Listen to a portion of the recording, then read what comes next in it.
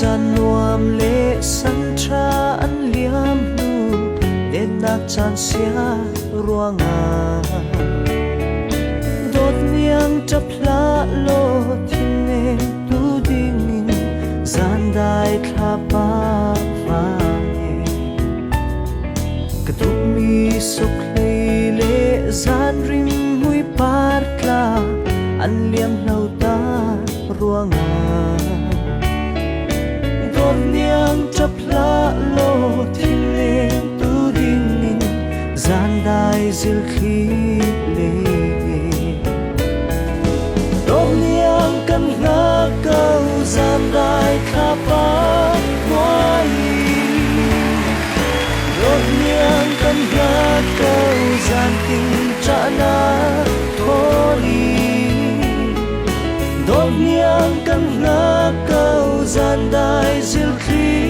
ngoain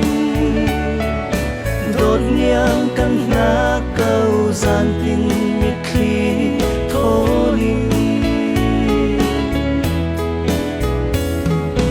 đột niang chan rei pi then lai kan siang lo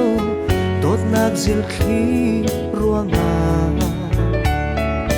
biak bai vanang lo dù ngài thìn lại vai đom niang kan na kau zan dai kha pa ngoain đom niang kan na kau zan tin tra na thonin đom niang kan na kau zan dai zil khi ngoain niang kan na kau zan tin mit khi thonin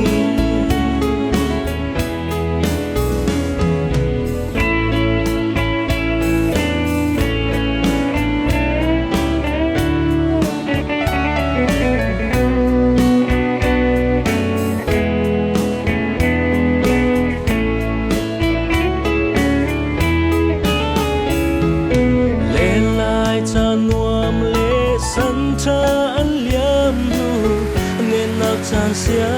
truanga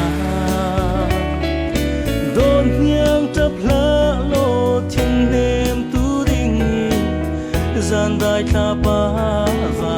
nge tu mi so clay le zan rim hui pa tha an liam lo ta ruanga don niang chapla lo thing nem zan dai zil khi le don niang kan na kau zan dai kha pa noi don niang kan na kau zan tin cha na thoni don niang kan na kau zan dai zil khi noi